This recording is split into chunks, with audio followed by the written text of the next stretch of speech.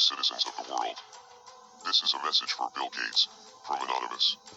In the midst of a historical pandemic, much of the world is looking to you for solutions, and it seems that this is no mistake, because you have positioned yourself as the Nostradamus of disease. You have done an incredible job at rebuilding your image, from a ruthless and cutthroat corporate CEO to a benevolent philanthropist and savior of the world. This is nothing new. This is a classic move from the robber baron's playbook. At one time, the notorious industrialist John D. Rockefeller was one of the most hated people in the country, due to his poor treatment of workers, his monopolization of key industries, and his influence in politics. After a massacre of striking miners in 1914, which came to be known as the Ludlow Massacre, Rockefeller's reputation was at its worst, so he decided to hire a team of propagandists to restore his public image. Leading that team was public relations pioneer Ivy Lee. Lee was an early influence of Edward Bernays, who would later write the infamous book Propaganda, a textbook of mind control for tyrants and aristocrats.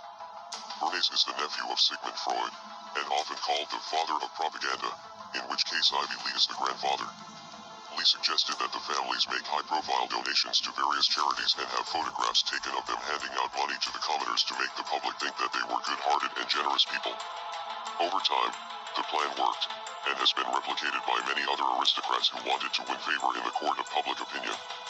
At the time of his death, Lee was being investigated by Congress for his work with the Nazis through the company IG Farben and a proxy firm called the German Die Trust. He was also a founding member of the Council on Foreign Relations.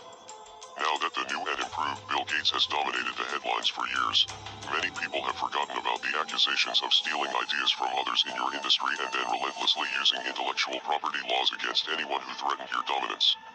Your reputation was at its worst when Microsoft was caught up in an antitrust legal battle with the United States government, because you spent years developing a tech monopoly through your company.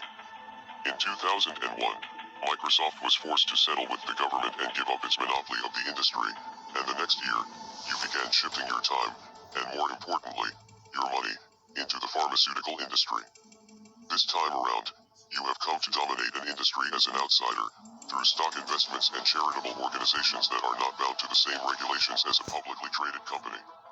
There is no doubt that advancing medicine is a noble cause, and it is true that investments in public health are important, but not everyone involved in the pharmaceutical industry actually has the best interests of the public in mind.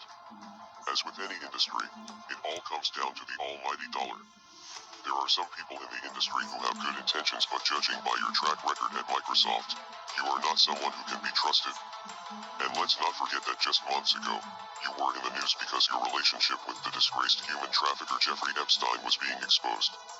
Now, as frightened people around the world are demanding solutions and looking to people like you for answers, you have advocated for some extremely draconian measures, including a surveillance system to track down anyone who might be infected. Of course, all of this sounds like a necessary step in a global pandemic, and this virus is a very real threat, but in China and other places where these measures have been implemented, human rights violations followed quickly after.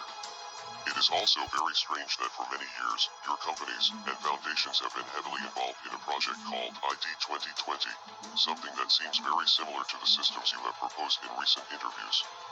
You may own the corporate media, but we still have the internet, and you will be exposed. We are Anonymous. We are Legion. We do not forgive. We do not forget. Expect us.